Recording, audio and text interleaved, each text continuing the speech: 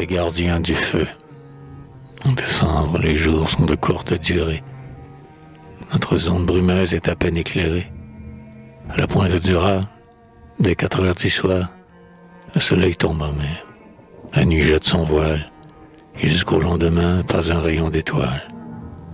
Sur la côte où le flot se brise, tout est noir. De la pointe du raz au banc de la Gironde, écumeur éternel, partout l'océan gronde, sur des milliers d'écueils multipliant son bruit. Autant d'écueils, autant de souvenirs funèbres. Cette voix de la mer, parlant seule aux ténèbres, est sinistre durant 14 heures de nuit. Et surtout quand on pense aux nombreux équipages qui, par les soirs d'hiver, poussés dans nos parages, reviennent fatigués d'un voyage au long cours. Ils ont vu le Cap Horn ou les mers boréales, mais les cœurs sont restés sur les grèves natales, comptant les jours des mois et les heures des jours.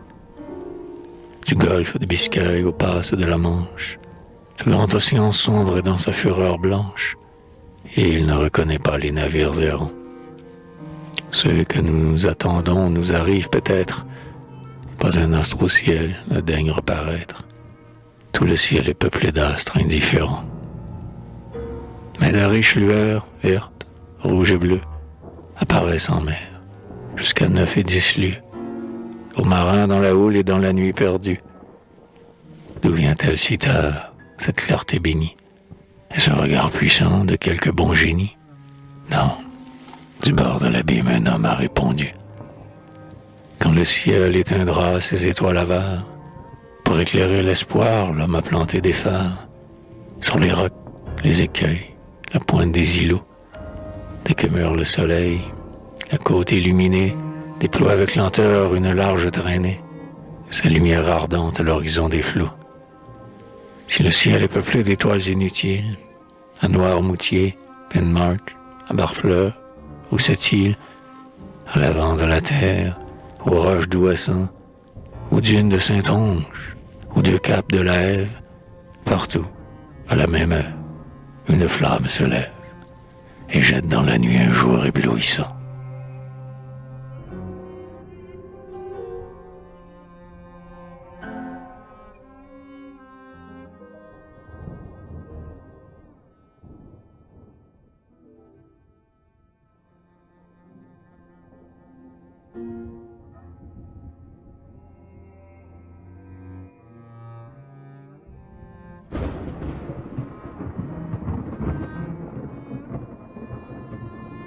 Pour les navigateurs qui s'approchent des côtes, un homme toujours sûr veille à ses flammes hautes, prisonnier volontaire enfermé dans les tours. Et le plus grand vaisseau vient du large sans craindre que la lampe du phare un instant laisse éteindre le rayon de celui qui doit briller toujours. Ceux qui gardent le feu, les veilleuses invisibles, par les gros temps d'hiver ont des heures terribles. Sur un roc, détaché du monde des vivants, où le nuage pleure, où le flot se lamente. Les phares sont debout au cœur de la tourmente, dans l'aveugle chaos des lames et des vents. Il faut avoir le pied marin par intervalles, leurs tiges de granit, sous le fouet des rafales, aussi brusquement comme de longs roseaux. Il semble que parfois la tour déracinée, par la rage du vent ou d'un bloc entraîné, comme un arbre arraché disparaît dans les eaux. Mais le phare est solide et tient bon. L'homme veille. Tous les bruits de la mer ont usé son oreille. Il n'entend pas les cris d'oiseaux tourbillonnants. Hors d'haleine, accouru dans un vol de tempête, affolé de lumière à se briser la tête, au grand vitrage clair de ses feux rayonnants. Comme il ne peut rien voir, il ne peut rien entendre. Mais l'oreille est au cœur. Il croit à s'y méprendre, reconnaître des voix dans le flot déferlant. Un adieu qui s'éloigne, un long sanglot qui passe. Il écoute. Quelqu'un heurte la porte basse, comme un ami perdu qui frappe en le hélant. L'étrange illusion du veilleur est si forte qu'il bondit pour descendre sa petite porte, dans le débordement des eaux, prêt à l'ouvrir. Il touche au verrou froid, il s'apaise, il remonte, songeant qu'à l'horizon plus d'un navire compte sur la clarté d'en haut qui ne doit pas mourir. Elle étouffe son cœur, la pauvre sentinelle, dans cette longue nuit qui lui semble éternelle. Une bande grisâtre annonce enfin le jour. Le ciel blanchit au large, on voit clair. La marée, comme un mince filet bleu, s'est au loin retirée, et l'homme, respirant, s'échappe de sa tour.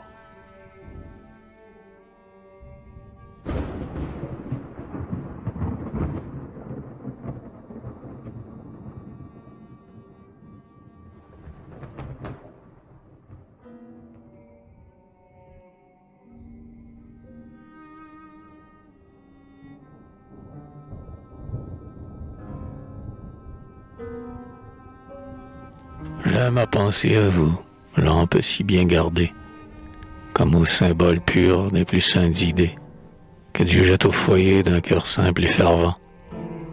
Si la foi n'est qu'un mot, et l'espérance un doute, si, par la nuit, un peuple est surpris dans sa route, quelques hommes, pour tous, gardent le feu vivant. On ne sait pas le nom de ces êtres paisibles. Dans le grand bruit du siècle, ils passent invisibles, les plus riches clartés humbles distributeurs. Mais la postérité les compte et les salue. Elle est juste et courtoise aux gens de race élue, qui de la vérité se firent serviteurs.